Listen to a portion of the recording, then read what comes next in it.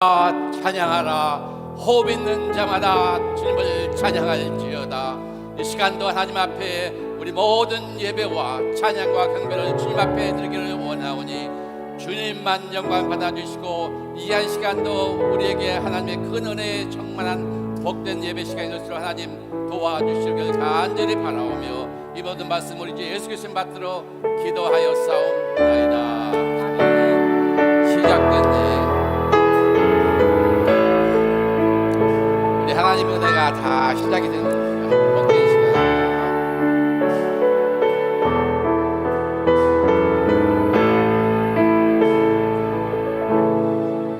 시작됐네. 우리 주님의 능력이 나의 삶을 다스리고 새롭게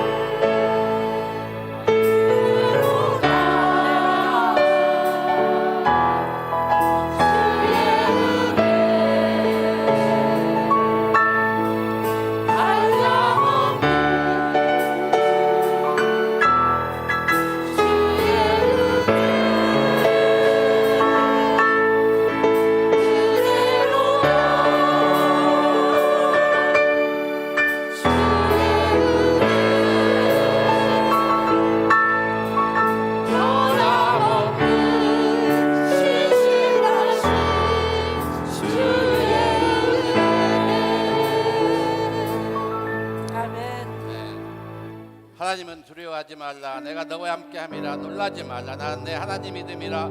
내가 너를 굳세게 하리라. 참으로 너를 도와주리라. 참으로 의로운 나의 손으로 붙들리라. 이게 하나님의 기하신 말씀입니다. 여러분, 당신이 지쳐서 어려울 때, 기도할 수 없을 때 누군가 하나님의 힘찬, 하나님의 구원이, 하나님의 붙들리라는 귀한 상황이 있을 줄을 이 시간도 생각하면서 이 귀한 노래를 다시 한번 부르겠습니다.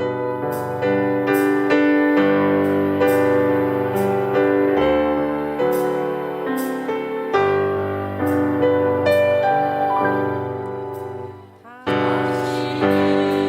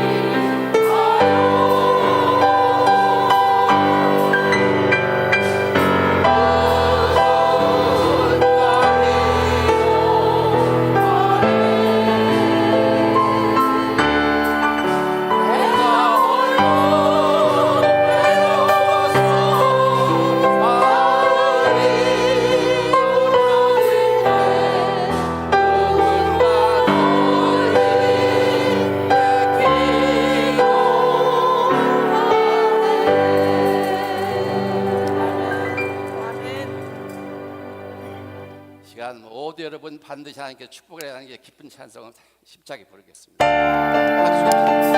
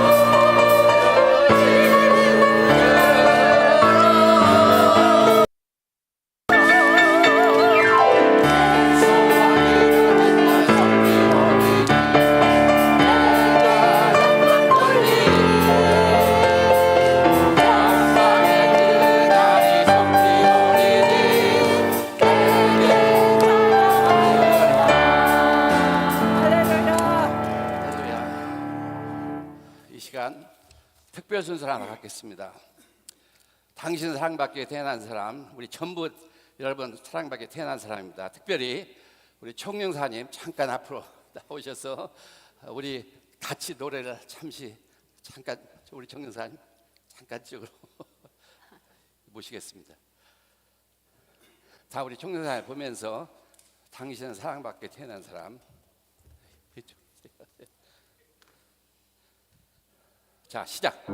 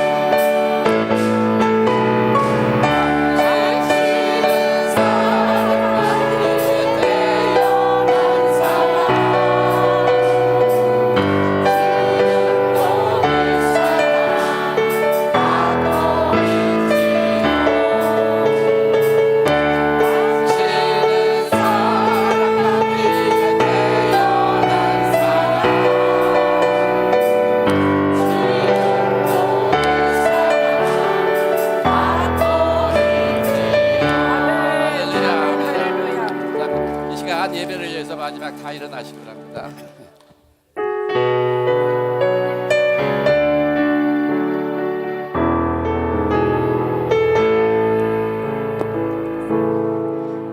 하늘의 문을 여소서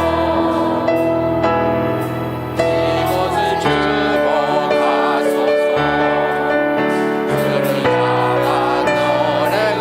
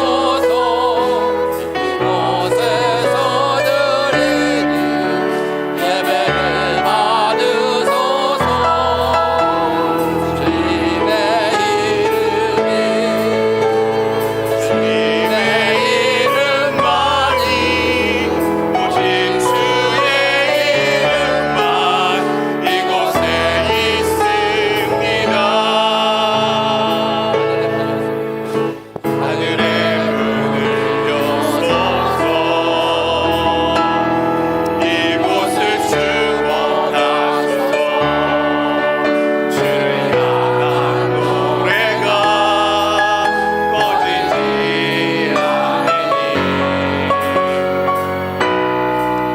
하늘을 열어보소서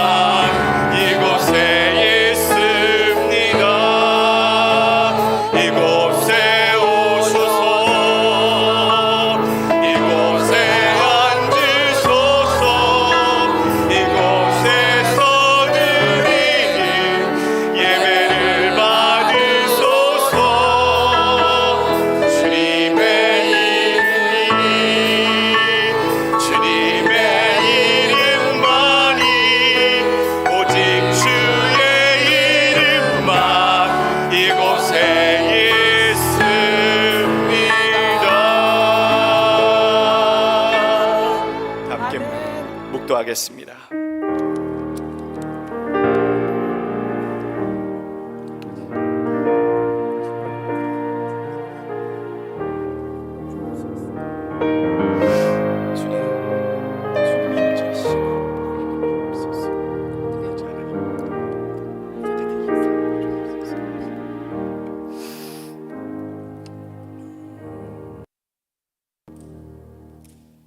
하나님이여 나를 지켜주소서. 내가 주께 피하나이다. 내가 여호와께 아뢰되 주는 나의 주님이시오니 주밖에는 나의 복이 없다 하였나이다. 땅에 있는 성도들은 존귀한 자들이니 나의 모든 즐거움이 그들에게 있도다. 다른 신에게 예물을 드리는 자는 괴로움이 더할 것이라. 나는 그들에게 드리는 피의 전제를 드리지 아니하며 내 입술로 그 이름도 부르지 아니하리로다. 여호와는 나의 산업과 나의 잔의 소득이시니 나의 분깃을 지키시나이다. 내게 줄로 재어준 구역은 아름다운 곳에 있으며 나의 기업이 실로 아름답도다. 나를 훈계하신 여호와를 송축할지라. 밤마다 내 양심이 나를 교훈하도다. 내가 여호와를 항상 내 앞에 모심이여 그가 나의 오른쪽에 계심으로 내가 흔들리지 아니하리로다. 아멘. 여호와 하나님, 거룩하신 아버지, 존귀하신 하나님, 아버지의 이름을 높이고 찬양하고 영광 돌립니다. 십자가 예수 그리스도를 통하여 아끼지 아니하는 사랑으로, 갚을 수 없는 사랑으로 하나님 죽을 수밖에 없는 죄인들을 하나님 영생의 축복으로 되돌리시고 구원하신 우리 하나님, 존귀와 영광을 아버지께 돌립니다. 그 구원의 감사함으로 이 자리에 나왔사오니 이 자리에 예배드리는 자의 모든 심령이 우리 하나님을 향하게 하여 주옵시고 믿음의 고백이 정성이 드리는 예물이 오직 하나님의 영광만을 아버지 마음을 기쁘시게 하는 예배가 되게 하여 주시옵소서. 성령께서 임재하여 주옵소서. 연약한 자들이여 하나님 세상의 여러 문제로 아버지 휩쓸리고 곤고한 중에 있었사오나 오직 아버지 이름을 부르는 자마다, 여호와의 이름을 부르는 자마다 하나님 새 힘을 얻으며 주 안에 은혜로 회복되어지는 놀라운 체험을 하나님 이 예배 가운데 체험케 아버지 역사하게 주장하여 주시옵소서. 존귀 영광만을 우리 하나님께 돌리오며 모든 말씀 예수님의 이름으로 기도하옵나이다. 아멘. 참회와 회개 간구합니다. 나는 너희에게 이르노니 형제에게 노하는 자마다 심판을 받게 되고 형제를 대하여 나가라 하는 자는 공회에 잡혀가게 되고 미련한 놈이라 하는 자는 지옥불에 들어가게 되리라. 그러므로 예물을 제단에 드리려다가 거기서 내 형제에게 원망 들을 만한 일이 있는 것이 생각나거든 예물을 제단 앞에 두고 먼저 가서 형제와 화목하고 그 후에 와서 예물을 드리라. 너희가 서로 사랑하면 이로써 모든 사람이 너희가 내 제자인 줄 알리라. 하나님, 내 마음속에 한 주간 주장했던 허물과 죄악들, 교만했던 것들, 하나님 시기 분투 분쟁하는 것들 하나님 용서하여 주옵소서. 우리 함께 기도하겠습니다. 아버지 하나님, 예배드리는 아버지의 심령이 하나님 거룩하길 원합니다. 완악하고 교만했던 것, 잘못했던 하나님 악한 마음들, 더러웠던 허물들 하나님 용서하여 주옵시고 오직 신령하고 거룩한 마음, 진정의 마음 하나님께 예배드릴 수 있도록 하나님 내 마음을 정하게 하여 주옵시고 십자가 예수 그리스도의 보혈로 하나님 은혜로 하나님스럽게 되는 아버지 은혜 사모하는 자들 될 수 있도록 역사하여 주시옵소서. 참 예배가 드리길 원합니다. 신령과 진정의 하나님 거룩한 예배, 온전한 예배, 하나님 깨끗한 마음에 하나님 받으시는 예배가 되기를 위하여 우리 마음속에 더러웠고 추한 모든 것들을 하나님 토설하오니 하나님 용서하여 주옵시고 깨끗게 하여 주옵소서. 새롭게 하여 주옵소서. 예수님의 마음을 주관하게 하시고 성령께서 보호하시고 가르치시고 인도하여 주시고 오직 예수 우리 하나님 받으시는 예배 참 예배자의 모습으로 이 시간을 온전히 경배하며 찬양할 수 있도록 주님 주장하여 주시옵소서. 우리 하나님의 이름이 높여지기를 우리 하나님 기뻐하시는 예배가 되기를 간절히 빌고 바라오며 모든 말씀 예수 그리스도의 이름 받들어 기도하옵나이다. 아멘. 아멘. 사도신경 신앙 고백합니다. 전능하사 천지를 만드신 하나님 아버지를 내가 믿사오며 그 외아들 우리 주 예수 그리스도를 믿사오니 이는 성령으로 잉태하사 동정녀 마리아에게 나시고 본디오 빌라도에게 고난을 받으사 십자가에 못 박혀 죽으시고 장사한 지 사흘 만에 죽은 자 가운데서 다시 살아나시며 하늘에 오르사 전능하신 하나님 편에 앉아 계시다가 저리로서 산자 죽은 자를 심판하러 오시리라. 성령을 믿사오며 거룩한 공예와 성도가 서로 교통하는 것과 죄를 사하여 주시는 것과 몸이 다시 사는 것과 영원히 사는 것을 믿사옵나이다. 아멘. 다 같이 앉아서 찬송가 39장 하나님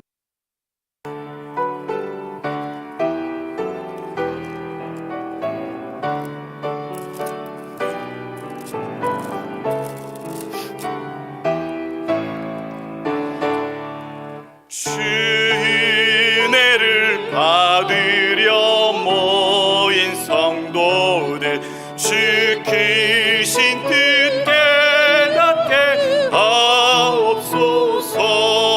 내 고통의 멍에를 다 벗게 되니 이름 찬양하리. 주 우리를 곁에서 인도하시니 그 거룩한 나라가 이루어지네. 저 마귀와 싸워서 늘 승리하니 큰 영광 주께 돌려 찬양하리. 주 우리의 방패와 창검 되시니 나 승리의 주님을 따릅니다. 그 난란을 당할 때 늘 도우시니 승전가 높이 불러 찬양하리.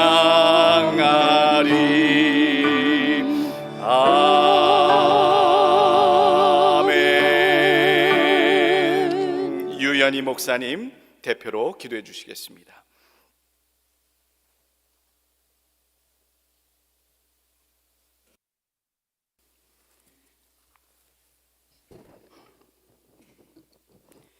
사랑하시는 하나님 아버지, 감사드립니다.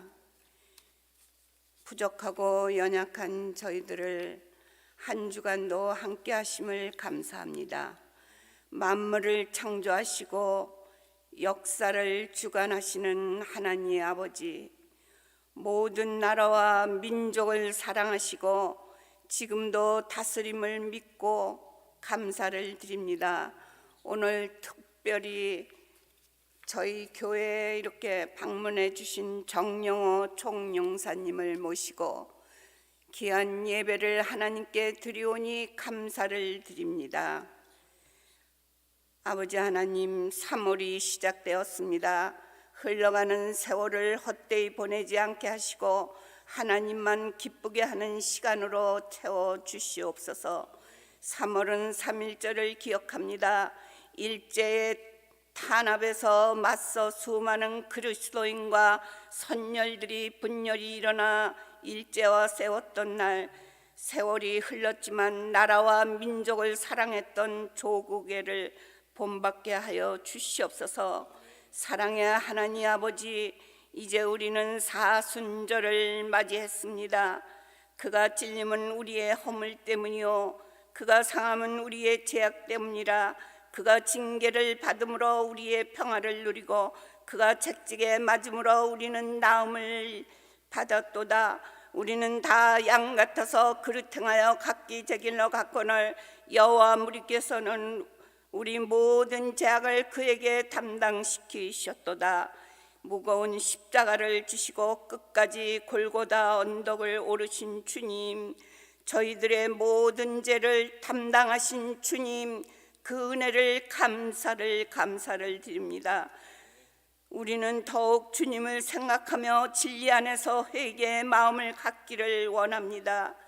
새로운 마음을 가지고 하나님의 능력으로 소망하는 날이 되기를 원합니다. 서로 사랑하고 서로 용서하는 사순절이 되기를 원합니다. 사랑하는 아버지 하나님, 아직도 코로나와 오미크론 바이러스로 인하여 삶의 의지를 걷고 있습니다. 하루 속히 바이러스가 물러가게 할 수 있도록 우리는 기도합니다. 아버지 하나님, 참으로 참담한 소식은 뒤투르키에서 이 지진으로 수많은 생명의 목숨을 잃고 수많은 이재민들이 터전을 잃고 고통을 받고 절망 가운데 있는 저들을 긍휼히 여겨 주시옵소서. 주님, 이들을 불쌍히 여기서 고통과 절망 속에 있는 저들에게 주님의 손으로 어루만져 주시옵소서. 오랜 전쟁과 내권으로 고통 가운데 있사옵니다. 악한 영들의 역사가 단절하게 해주시고 하루속히 평화가 이루어지도록 주님 간절히 기도합니다. 주님이시여, 저희 휴스턴 한인교회를 영적으로 더욱 성장하기를 원합니다. 그러려면 모든 성도들이 마음을 합해서 믿음이 충만하기를 원합니다. 성령으로 충만하기를 원합니다. 기도로 충만하기를 원합니다. 우리 안에 그리스도의 영으로 충만하기를 원합니다. 모든 일 가운데 하나님의 의를 이루어가는 휴스턴 한인교회가 되기를 간절히 원합니다. 더욱 젊은 세대들이 와서 우리 교회가 더 풍성하게 하나님 뜻에 맞게 이루어질 수 있도록 하나님 함께하여 주는 귀한 휴스턴 한인교회가 되게 하여 주시옵소서. 사정이 있어 이 시간 참석지 못한 성도님들 찾아가셔서 우리와 똑같은 주님의 복을 내려 주시기를 원합니다.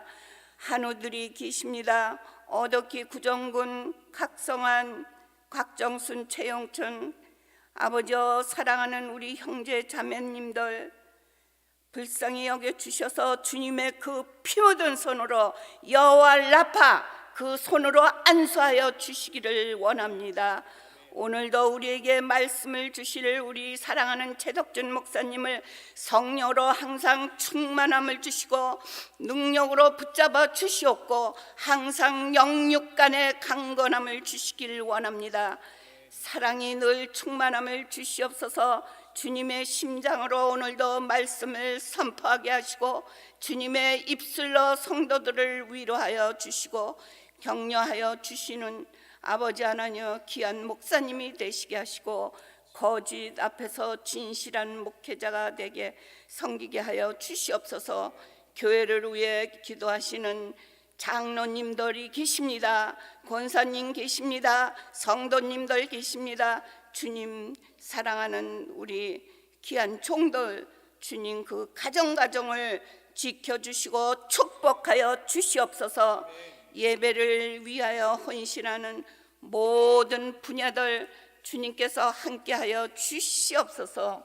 아버지 하나님이여 탄막이 조금도 틈타지 않도록 하나님께서 이 예배를 온전히 주장하여 주시고 아버지 하나님이여 우리 모든 성도들 머리부터 발끝까지 안수하여 주셔서 아버지 치료의 역사가 있고 병들지 않게 하나님 함께 눈동자같이 보호하여 주시기를 간절히 원하오며 나사렛 예수님 이름 받들어 기도하옵나이다.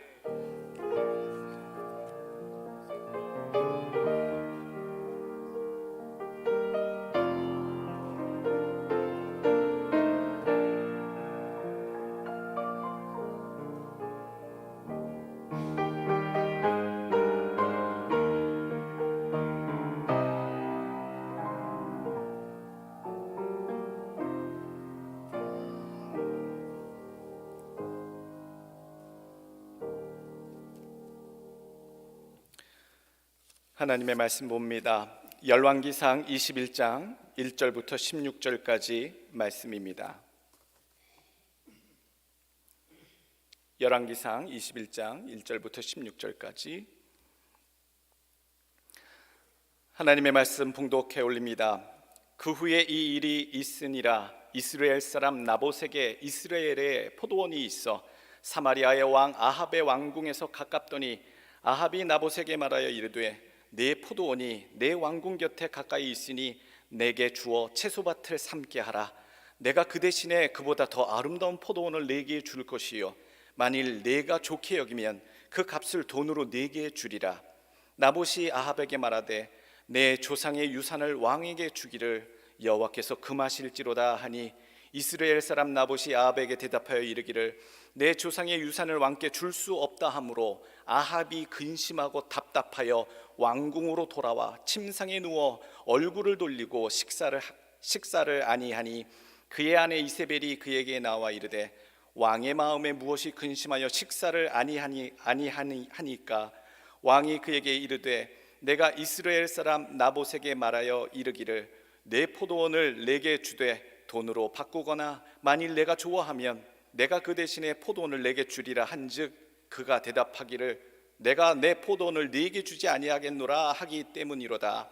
그의 아내 이세벨이 그에게 이르되 왕이 지금 이스라엘 나라를 다스리시나이까? 일어나 식사를 하시고 마음을 즐겁게 하소서.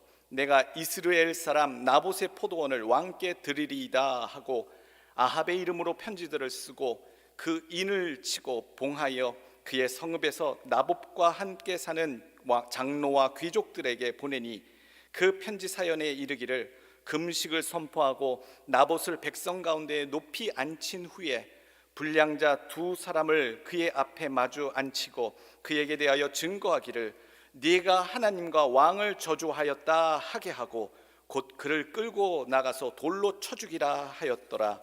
그의 성읍 사람 곧 그의 성읍에 사는 장로와 귀족들이 이세벨의 지시 곧 그가 자기들에게 보낸 편지에 쓴 대로 하여 금식을 선포하고 나봇을 백성 가운데 높이 앉힘에 때에 불량자 두 사람이 들어와 그의 앞에 앉고 백성 앞에서 나봇에게 대하여 증언을 하여 이르기를 나봇이 하나님과 왕을 저주하였다 하매 무리가 그를 성읍 밖으로 끌고 나가서 돌로 쳐 죽이고 이세벨에게 통보하기를 나봇이 돌에 맞아 죽었나이다 하니 이세벨이 나봇이 돌에 맞아 죽었다 함을 듣고 이세벨이 아합에게 이르되 일어나 그 이스라엘 사람 나봇이 돈으로 바꿔주기를 싫어하던 나봇의 포도원을 차지하소서.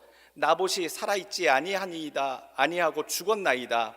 아합은 나봇이 죽었다 함을 듣고 곧 일어나 이스라엘 사람 나봇의 포도원을 차지하러 그리로 내려갔더라.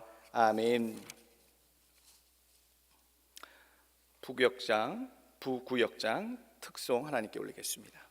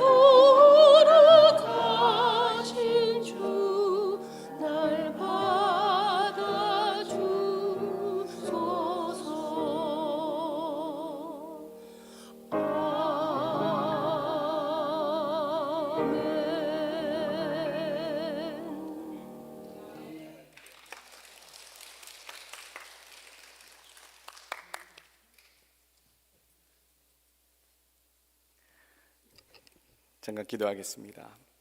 우리 하나님, 우리가 대단한 자들은 아닐지라도 우리 있는 그대로를 다 받아 기뻐하시는 줄로 믿습니다. 우리의 모든 것들이 하나님께 쓰여지는 도구가 되게 하시고, 비록 미련하고 하나님 무능력하고 하나님 내세울 게 없는 존재일자 하더라도 오직 예수님을 위하여 쓰여지고 영광 돌려지는 인생들로 되게 하여 주시옵소서. 우리 하나님의 귀하게 일하시는 일들이, 그 손길이 우리 각 사람의 인생들마다 나타나길 원하고 증거되길 원하오니, 미련하고 부족하오나 하나님께 귀하게 존귀히 여김을 받아 쓰여짐으로 아버지의 손길이, 할아버지의 일하심이, 역사하심이 분명하게 증거될 수 있도록 오늘도 역사하시고 붙잡아 주시옵소서. 하나님 말씀을 듣기를 원합니다. 우리의 마음속에 하나님 깊이 듣기를 원하고 우리의 영혼이 듣기를 원합니다. 세상의 이치로 어려운 것들이 많이 있사오나 오직 말씀을 지으신 성령께서 우리 마음속에 주장하여 주시사 하나님의 고귀한 진리의 말씀을 깨닫게 하여 주옵시고, 어느 누구도 하나님 허투루 왔다 가지 아니하도록 깊은 진리의 기쁨을 깨닫는 이 시간 될 수 있도록 듣게 하시고 전하게 하여 주옵소서. 간절히 원하며 예수님의 이름으로 기도하옵나이다. 아멘. 오늘 말씀의 제목을 삼았습니다. 아합 권력으로 탐욕을 채우다. 아합 왕에 대한 이야기입니다.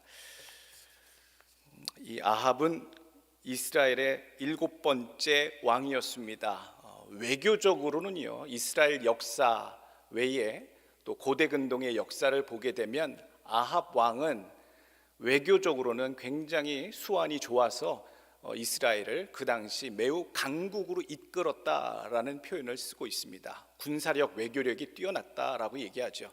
그러나 성경에서 보는 아합은요, 절대로 하나님이 칭찬하시는 왕이 아니었습니다. 세상의 평가와 하나님이 보시는 평가가 정말로 극에 달하게 차이가 나는 왕이 오늘 주인공 이 아합, 그리고 이 등장하는 이세벨이지요. 이 아합의 가문이 하나님께 어떤 행위들로 하나님이 심판하시고 그를 통해 하나님의 역사를 드러내셨는가, 오늘 큰 교훈이 있기를 원합니다. 왕의 권력이라는 게 본문을 보게 되면 참 대단해요. 왕의 권세뿐만 아니라 어떤 모임에 있어서 장이 된다는 것, 리더가 된다는 것, 그리고 그 리더가 모든 행정과 권한을 행세한다는 것이, 이야, 권력의 힘이 이런 거겠구나라는 생각을 하게 됩니다. 속해 있는 많은 사람들을 유익하게 하기도 하고요, 이 권력이라는 것이 많은 사람들을 해하기도 하고 또 많은 사람들을 기쁘게 하기도 하지요. 성경에 있는 말씀 우리가 듣기 전에 세상에 그런 표현이 있습니다. 절대 권력은 절대 부패한다. 그러니까 권력이 있는 곳에 부패함이 항상 쫓아다닌다라는 것을 볼 수 있습니다. 탐욕과 야심, 그 욕심이 행포로 펼쳐질 때에 그 속에 속한 자들이 많은 고통을 당하기도 합니다. 오늘 이 아합이 펼치는 이 아합의 권력, 권세를 살펴보면서요, 권력에 대한 속성을 우리가 보기를 원합니다. 무엇인가 자리를 다투고 그 자리에 앉게 되면 사람은 본능적으로 그 자리에 앉기 시작하는 순간 행세하기 시작합니다. 그게 권력의 힘이에요. 권력은 강력한 유혹입니다. 사람들마다 그 권력에 안 끌리는 사람이 없어요. 예수님의 제자들조차도요, 그 모든 것들을 용서하고 모든 것들을 내려놓고 마음을 비우고 쫓아야 하는 그 제자들의 그 위치에 앉아 있으면서도 불구하고 제자들조차 자리 다툼을 하였다라고 하는 성경의 기록들은 사람이 얼마나 본능적으로 그 권력, 힘에 대해서 집착하는가를 보여주고 있는 성경의 예라 생각이 됩니다. 리차드 포스터 목사님이 지은 책이 있어요. 아주 오래전에 나왔던 책입니다. 돈, 섹스, 권력. 책 제목이 그래요. 이 제목을 그분이 왜 삼았느냐라고 한다면, 마귀가 인간 세상을 조종하는 가장 강력한 도구 3가지가 돈과 섹스와 권력이다라고 그 책 내용에 밝히고 있어요. 마귀가 어떻게 이것들을 통해서 사람들을 타락해 하는가? 권력은 선한 목적을 위해 사용되어져야 합니다. 하나님의 영광을 드러내기 위하여, 이롭게 하기 위하여 쓰여져야 하지요. 우리가 이 권력을 잡고자, 자리를 차지하고자 하는 사람들의 마음을 살펴보게 돼요. 정치계에 나가는 사람들이나 어떤 공동체의 장을 리더를 하고 싶어서 안다라는 사람들의 그 마음속에 과연 어떤 동기, 어떤 마음으로 그 자리에 앉고 싶어 하는가? 여러분, 이것이 정말 궁금해요. 우리들도 그러한 자리, 그러한 상황이 됐을 때 나는 왜 리더가 되어야 하고 나는 왜 그 자리에 장이 되어야 하는가에 대한 철저한 동기 확인을 해봐야 해요. 무엇을 위해 나는 그것을 취하려 하는가? 나라와 공동체의 유익을 위해서 그 마음이 주장되어지길 간절히 원합니다. 그런데도 많은 사람들이 자기의 유익과 자기의 욕망을 이루고자 그 자리를 쟁취하고 취하려 하더라고요. 두 가지 권력의 두 번째 봐야 할 속성은요, 권력은 영원하지 않다라는 겁니다. 그 자리에 앉게 되면 영원할 것 같고 영원히 힘쓸 줄 알지만 하나님께서 허락하지 아니하신다라는 사실입니다. 우리 역사책에서도 많이 배웠어요. 프랑스의 절대 권력, 절대 왕정 시대 그러면 루이 14세 얘기합니다. 그 루이 14세가 자기는 태양 왕, 짐이 곧 국가요라고 선포하며 절대 왕정을 펼쳤어요. 모든 권력이 자기에게 집중되고 귀족들마저도 득세하지 못하도록 그렇게 왕정을 펼친 결과 그 다음 루이 16세 때에는 프랑스 대혁명이 일어나서 왕정이 다 무너지고 나라가 바뀌었잖아요. 그뿐 아닙니다. 권력을 집착하는 자들의 특성은요, 그 권력을 영원토록 유지하게끔 얼마나 많은 일들, 끔찍한 일들, 범죄를 저지른지는 모릅니다. 그것이 역사 속에서 많이 나오지요. 히틀러가 그 권력을 유지하기 위해 얼마나 많은 사람들을 죽였습니까? 또 스탈린이 얼마나 많은 사람들, 2,500만 명의 자기 백성들, 자기 국민들을 죽였다고 기록에 나오잖아요. 또 유명한 차우세스코, 이런 독재자들, 권력을 쥐어줬던 자들의 특징은 자기의 가지고 있는 권력을 유지하기 위하여 서슴지 않고 죄악을, 끔찍한 일들을 성을 가지게 된다. 그러니 우리가 어느 자리에 앉는다 할 때 이 권력, 권세를 행하는 것이 얼마나 힘이 있으며 동시에 위험하고 조심해야 하는지에 대해서 우리가 스스로 겸비하며 겸손한 믿음을 또 신앙을 갖기를 간절히 원합니다. 본문에 나오는 이 아합이요, 왕의 권세로 자기 백성의 재산을 뺏고 죽였습니다. 그 탐욕의 포도원을 취하고자. 본문 가운데 나오는 이 포도, 성경에 나오는 여러 가지 열매가 있습니다만 포도는요, 항상 포도 자체는 참 귀합니다. 그 이스라엘 그 근동의 그 지방, 지중해성 기후 가운데 포도 열매 여러 종류의 과실수들이 있고 뭐 농사짓는 것들이 있습니다만 포도라고 하는 이 농작물은요, 가장 정성과 가장 노력이 그리고 자본이 투입이 되어야 하는 그런 농사가 포도 농사입니다.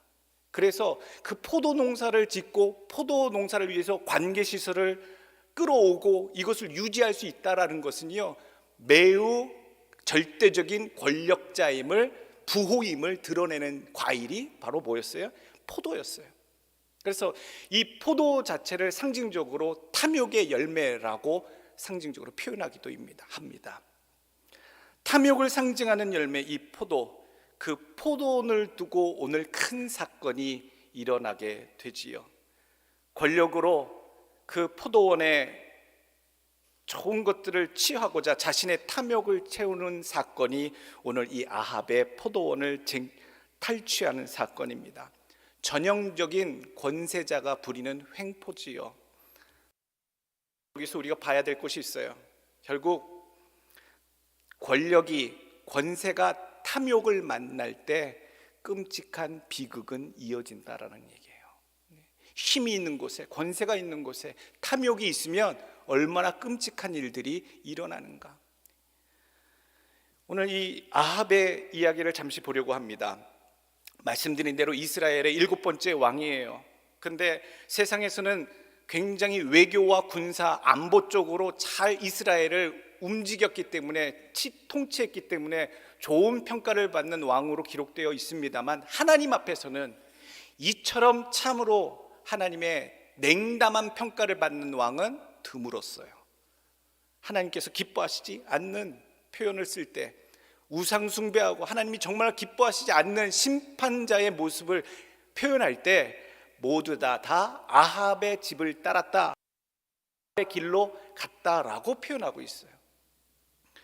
열왕기하 15절에 보게 되면, 15장 24절 보게 되면 사실 하나님께서 악한 왕들, 악한 지도자들을 표현하실 때에는 이전에 다른 표현을 쓰셨어요.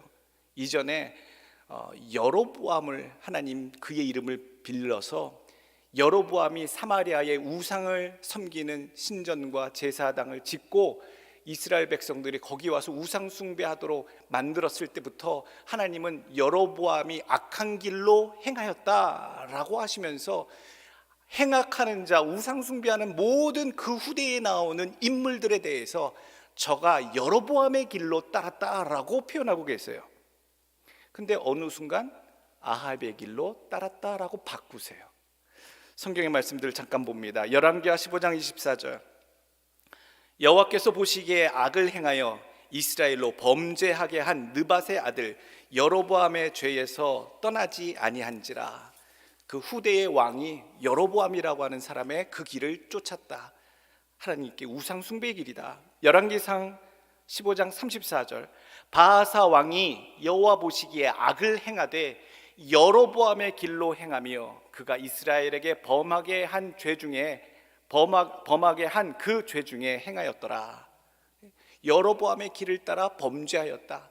아주 대명사처럼, 악하고 우상 숭배의 대명사처럼 여로보암의 길이라고 늘 그렇게 표현하셨어요. 우상 숭배자들을 표현하실 때. 근데 어느 순간 바뀝니다.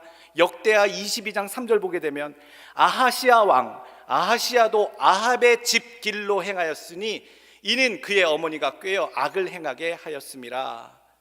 또 열왕기하 21장 3절 보게 되면 그의 아버지 히스기야가 헐어버린 산당들을 다시 세우며 이스라엘의 왕 아합의 행위를 따라 바알을 위하여 제단을 쌓으며 아세라 목상을 만들며 하늘의 1월 성신을 경배하여 섬기며. 여로보암의 길을 따랐다라고 하나님 그렇게 책망하시다가요, 어느 순간 아합의 집의 길을 따랐다라고 하나님 책망을 하세요. 하나님의 성경에 나오는 표현이 왜 바뀌었는가? 처음부터 하나님 앞에 여로보암은 참 하나님 앞에 행악하는 자요, 우상 숭배하는 자로 그렇게 표현되어 있던 사람이 어느 순간 왜 아합으로 바뀌었는가? 열왕기상 16장 30절 말씀, 오므리의 아들 아합이 그의 이전의 모든 사람보다 여호와 보시기에 악을 더욱 행하여 느밧의 아들 여로보암의 죄를 따라 행하는 것을 오히려 가볍게 여기며 시돈 사람 왕 옛 바알의 딸 이세벨을 아내로 삼고 가서 바알을 섬겨 예배하고 사마리아에 건축한 바알의 신전 안에 바알을 위하여 제단을 쌓으며 또 아셀의 상을 만들었으니 그는 그 이전에 이스라엘의 모든 왕보다 심히 이스라엘 하나님 여호와를 노하시게 하였더라. 그래서 바뀌었구나.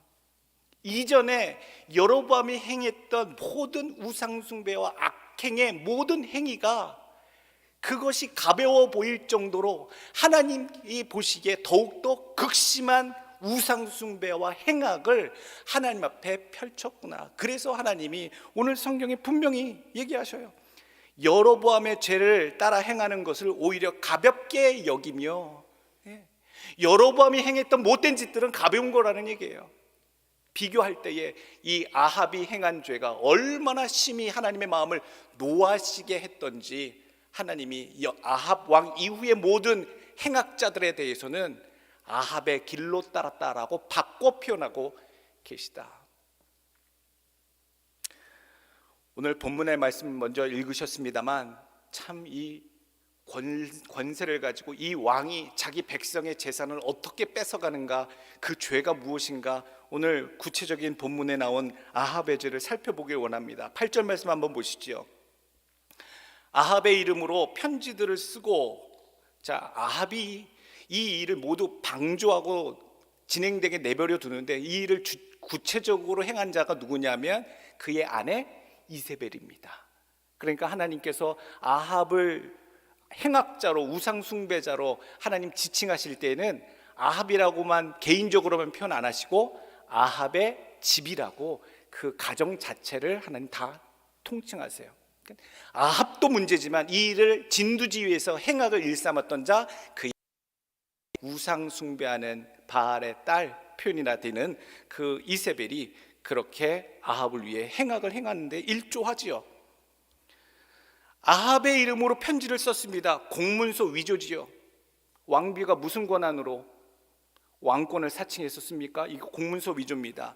그 인을 치고 봉하여 그 왕의 서명을 위조했죠. 서명 위조입니다. 그 성읍에서 나봇과 함께 사는 장로들과 귀족들에게 보내니 그 편지 사연에 이르기를 금식을 선포하고 나봇을 백성 가운데 높이 앉힌 후에 불량자 두 사람을 그의 앞에 마주 앉히고, 불량자, 꺼렁꺼렁한 거린들, 불량배들이겠지요. 행악하는 자이겠습니다. 그 불량한 두 사람을 거짓 증인으로 세워 앉혀서 잘못 없는 나봇에 대해서 거짓 증거하기를 10절 내가 하나님과 왕을 저주하였다 하게 하고 그를 끌고 가서 돌로 쳐 죽이라.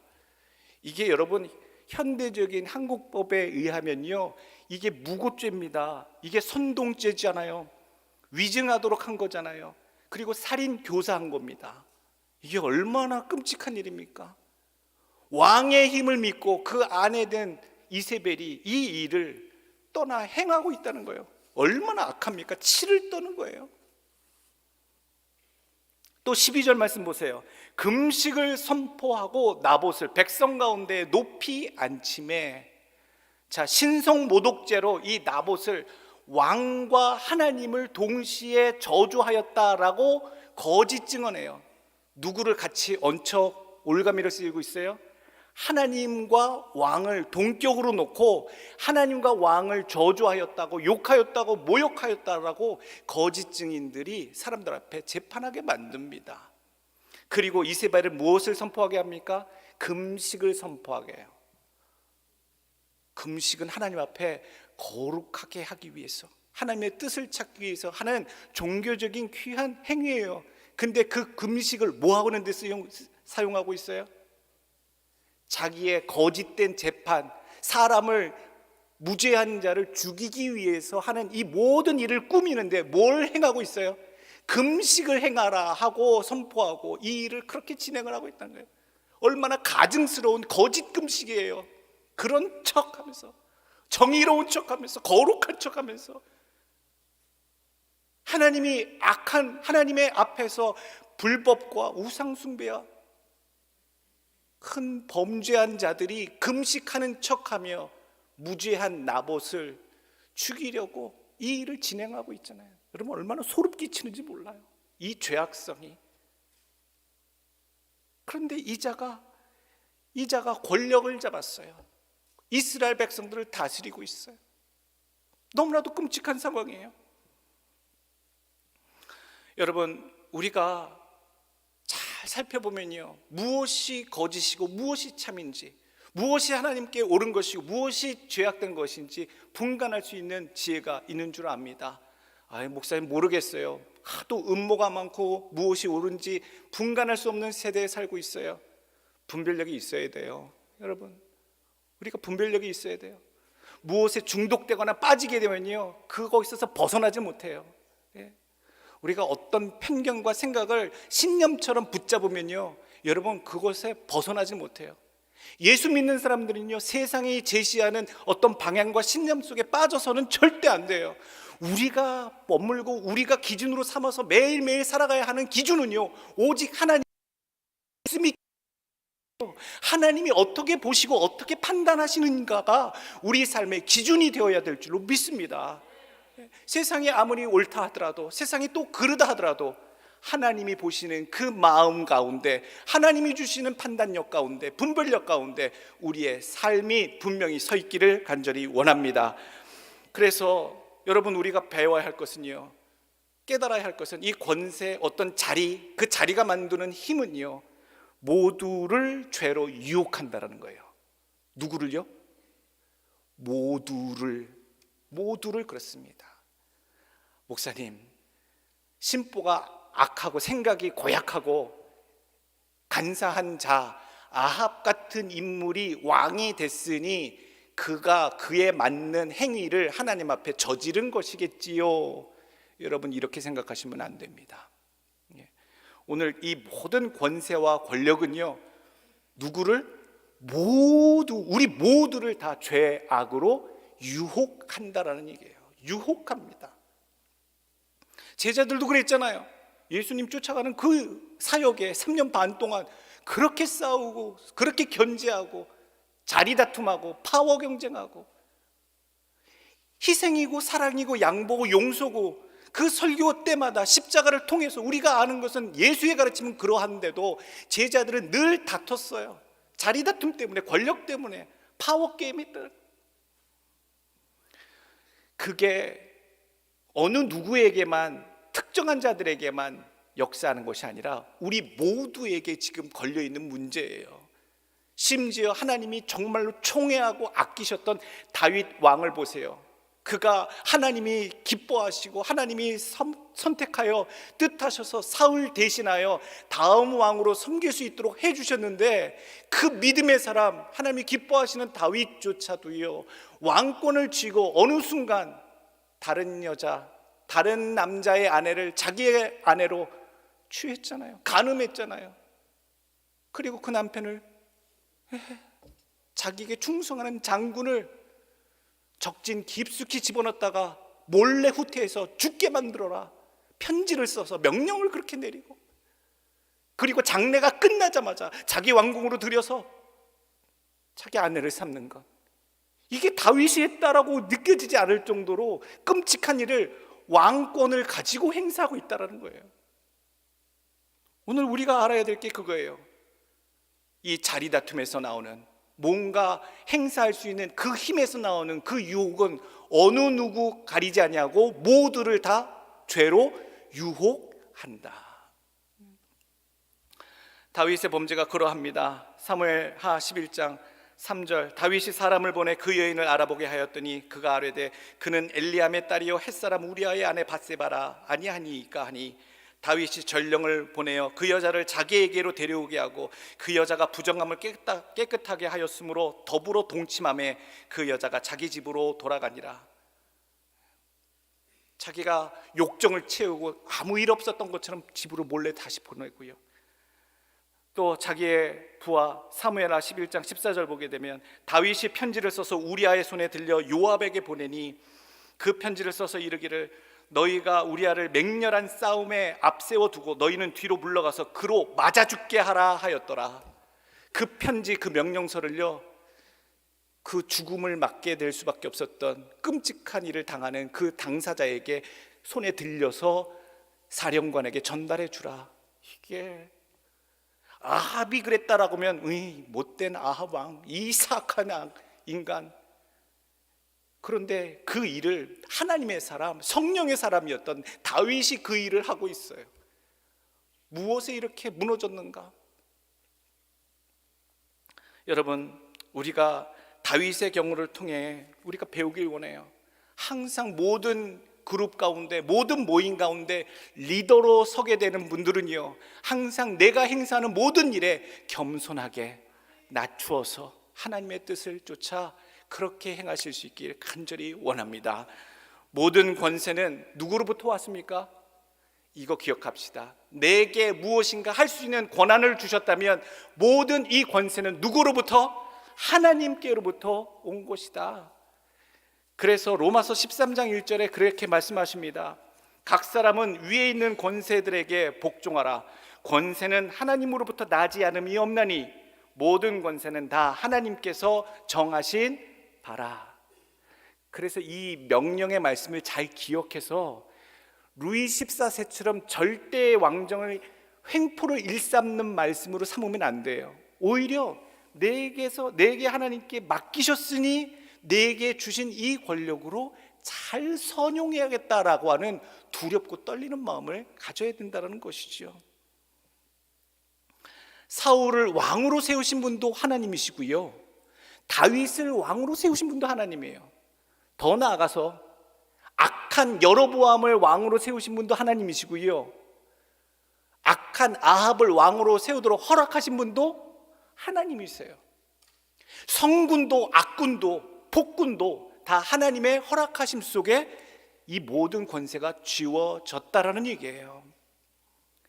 그러므로 권세를 잡은 자들이 항상 주의해야 할 것, 하나님이 내게 이 자리를 위임하셨다, 맡기셨다, 그러므로 어떻게 선용할 것인가에 대한 그런 질문들, 사명감에 대한 생각들을 늘 겸손하게 찾아야 될 줄로 믿습니다.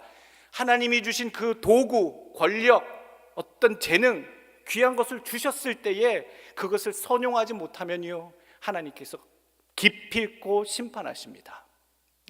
그것이 권세이든 그것이 물질이든 그것이 나에게 주신 특별한 재능이든 달란트든 무엇이든 간에 하나님이 내 인생 가운데 특별한 것을 주셨는데 그것을 선용하지 못하면 하나님이 심판하신다, 또 거둬 가신다.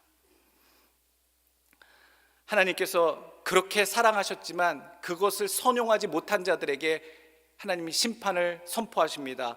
다윗도 하나님이 심판을 선포하세요. 사무엘하 12장 10절 말씀, 이제 네가 그리고 햇사람 우리아의 아내를 빼앗아 내 아내로 삼았은즉 칼이 내 집에서 영원토록 떠나지 아니하리라. 결국 하나님 심판하셨어요. 다윗도요. 열왕기상 21장 19절에 보게 되면 결국 오늘 본문의 이 아합 이세벨에게도 하나님 심판의 선포를 하십니다. 너는 그에게 말하여 이르기를 여호와의 말씀이 네가 죽이고 또 빼앗았느냐고 하셨다 하고, 또 그에게 이르기를 여호와의 말씀이 개들이 나봇의 피를 핥은 곳에서 개들이 내 피 곧 내 몸의 피도 핥으리라 하였다 하라. 하나님이 주신 도구, 권력, 축복의 어떤 섬김의 일들을 온전치 행하지 못했을 때에 그 행악자들을 꼭 심판하신다라고 하는 사실, 오늘 우리에게 명심하길 원합니다. 어떤 믿는 모든 자들은요, 내게 하나님께서 어떤 자리를 허락하여 주셨다, 리더로 섬기라 하셨다, 무슨 장을 맡기셨다, 또 권세 권력뿐만 아니라 내게 물질을 주셨다, 내게 다른 사람이 없는 특별한 달란트와 재능을 주셨다, 무엇인가 좋은 것들을 가득 주셔서 내가 누리고 있다 여기시는 분들은요, 이것을 통해 하나님께 영광 돌리는 도구가 될 수 있도록 꼭 기억하시길 원합니다. 꼭 하나님께 영광 돌리시는 도구가 되시길 원합니다. 섬김의 도구 삼으시길 원합니다. 여러분들 명심할 것이 5가지가 있어요. 우리가 하나님으로부터 무엇인가 받아 내가 그것을 선용하는 자의 위치에 있다면 첫 번째, 하나님께 지혜를 구하셔야 합니다. 하나님 어떻게 쓸까요? 하나님 내게 자리를 주셨는데, 권세를 주셨는데, 하나님 내게 물질을 주셨는데, 하나님 내게 능력을 주셨는데 내가 어떻게 선용할까요? 어떻게? 하나님께 지혜를 구하셔야 됩니다. 어떻게 사용할까? 열왕기상 3장 9절, 누가 주의 이 많은 백성을 재판할 수 있사오리까? 듣는 마음을 종에게 주사 주의 백성을 재판하여 선악을 분별하게 하옵소서. 누구의 기도죠? 솔로몬은 이 순간 이미 왕세자로 결정되어서 왕이 될 그런 왕자의 입장이었어요. 그런데도 왕권이 주어질 운명이었는데도 하나님께 무엇을 구하지요? 더 강력한 왕권, 더 강력한 어떤 로열티가 아니에요. 하나님을 생각해요.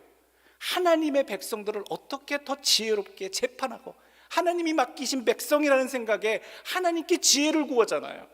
그럴 때에 하나님께서 솔로몬에게 부어주신 부귀와 영화와 하나님의 번영이 더욱더 가득하게 된 줄로 믿습니다.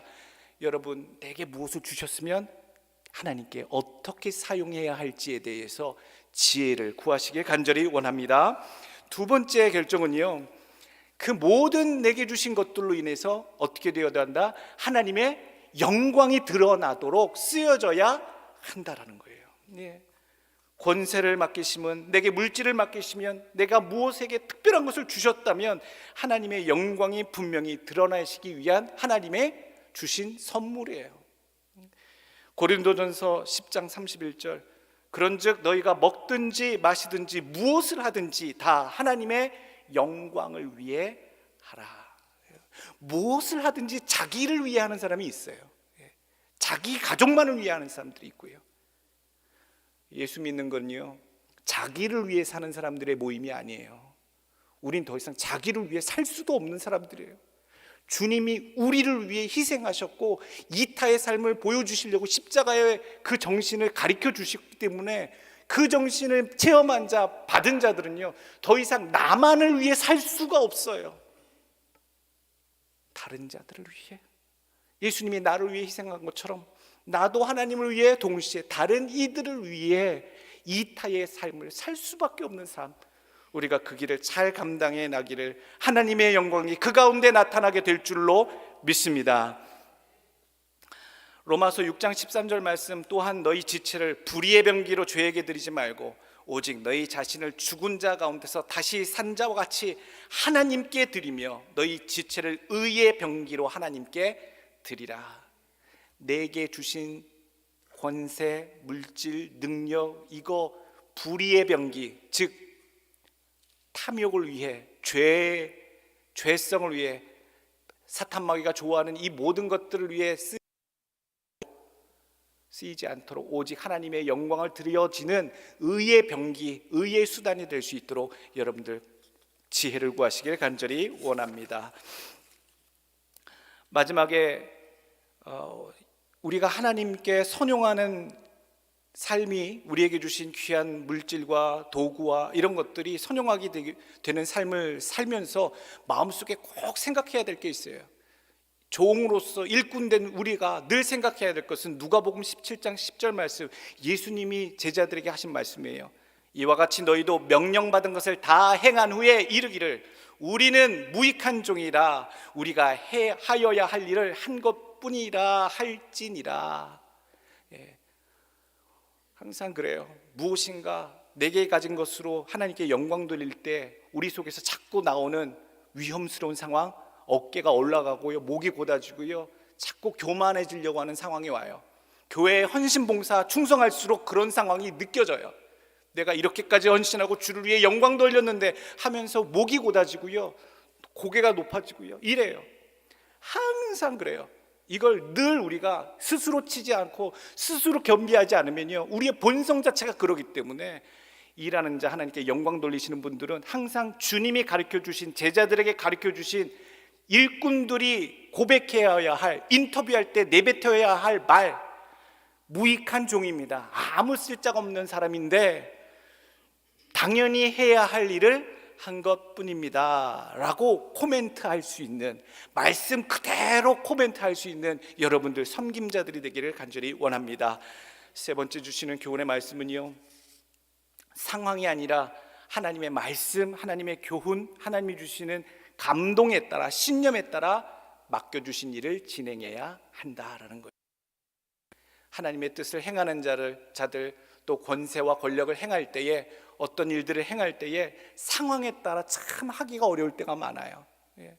저는 담임 목사로서 참 원칙과 하나님의 교훈과 또 신학교에서 배운 것들이 다 있습니다만, 또 상황이 이러면요, 참 결정하기 어려울 때가 있어요. 오늘 다니엘서 6장 말씀 보게 되면 10절에 다니엘이 어떻게 행했는지 나와요. 다니엘이 이 조서에 왕이 도장이 찍힌 것을 알고도 자기 집에 돌아가서는 윗방에 올라가 예루살렘으로 향한 창문을 열고 전에 하던 대로 하루에 3번씩 무릎을 꿇고 기도하며 그의 하나님께 감사하였더라. 다니엘의 모습에서 원칙을 찾아야 돼요. 우리가 무슨 일을 하든 무슨 상황에 맞닥뜨려지게 되든 우리가 하나님 앞에 예전에 했던 원칙대로, 하나님이 기뻐하시는 원칙대로 굽히지 않고 쫓을 수 있는 여러분들 되시길, 상황이 나를 결정하는 것이 아니라 하나님의 말씀이 나의 삶의 결론을 주장하시도록 하나님께 맡기시는 여러분들 되시길 간절히 원합니다. 네 번째 주시는 교훈의 말씀은요, 내게 주신 것으로 맡기신 자들을 사랑해야 합니다. 사랑해야 돼요. 여러분, 어떤 자리에 앉으시면 그 그룹에 속한 사람들을 내가 부리는 사람들로 생각하시면 안 돼요.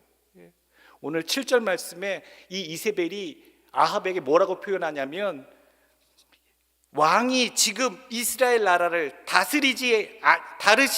다스리시나이까? 라고 얘기해요. 왕이잖아요. 백성들을 다스려라, 룰해라 라고 그렇게 해요. 지금은 어느 누구도요, 누구를 다스리는 시대가 아니에요. 심지어 어느 나라의 대통령이든 지도자든 어떤 마음으로 그 나라의 국민과 백성들을 섬긴다라고 표현해요. 섬긴다라는 거예요. 다스리는 게 아니에요. 다스리는 건 절대자 하나님이 다스리시잖아요. 그 위임받은 권세를 어떻게 했어요? 맡기셨으니 맡기신 그 권한으로 하나님을 대신하여 섬기는 거예요. 내가 하나님이 아니라니까요. 오늘 내게 어떤 것을 맡기셨다면 그것을 같이 하는 자들을 섬길 수 있는 여러분들 되시길 간절히 원합니다. 내게 이거 주신 것은 섬길 수 있는 방법을, 기회를 주신 것이구나 라고 여기시길 바라요. 느헤미야 1장에 보게 되면, 그때에 내가 왕의 술관원이 되었느니라. 느헤미야 바사 왕국의 왕 아닥사스다 왕 옆에 술관원이 느헤미야가 술관원으로 섬겼어요.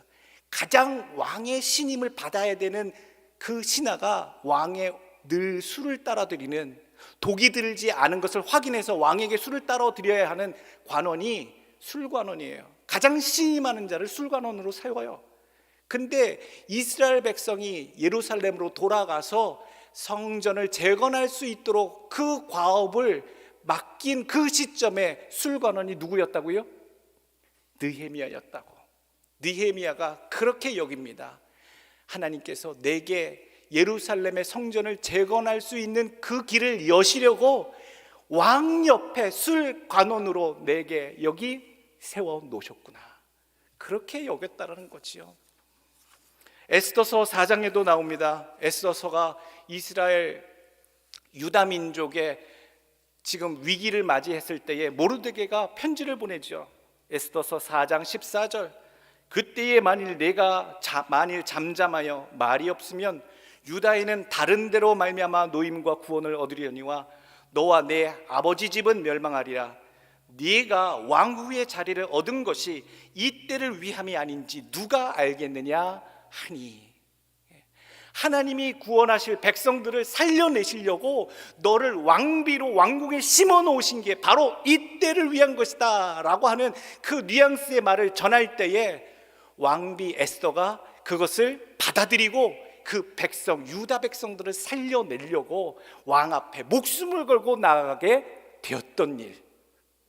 우리가 이것을 두 가지 케이스를 생각하면서요, 내게 무엇을 맡기셨을 때 내가 이 백성들을, 내가 이 공동체를, 내가 내 주변에 맡겨주신 분들을 어떻게 하라고? 구원하라고, 섬기라고, 살려내라고, 내게 이런 자리를, 내게 이런 기회를 주셨구나, 그렇게 여기실 수 있는 여러분들 되시길 간절히 축원합니다.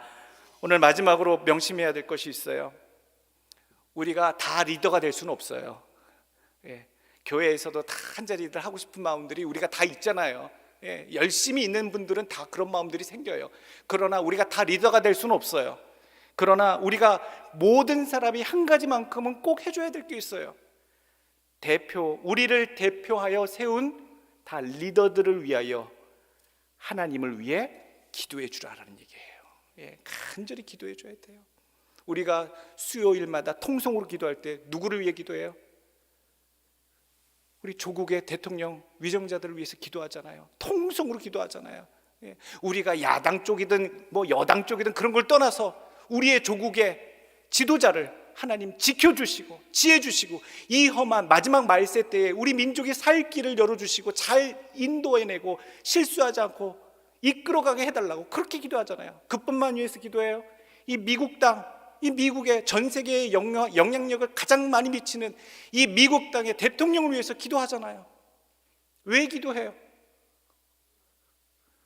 하나님께서 그들에게 권한을 맡기셨고 그들의 나라와 그 지역과 열방을 향해 하나님의 역사를 위탁하셨기 때문에, 진행하라, 섬기라 위탁하셨기 때문에 우리는 그 앞에 서 있는 리더들이 실수하지 않도록, 하나님을 떠나지 않도록 올바른 길로 민족과 나라들을 이끌어낼 수 있도록 그 위정자들을 위해 기도해 줘야 돼요.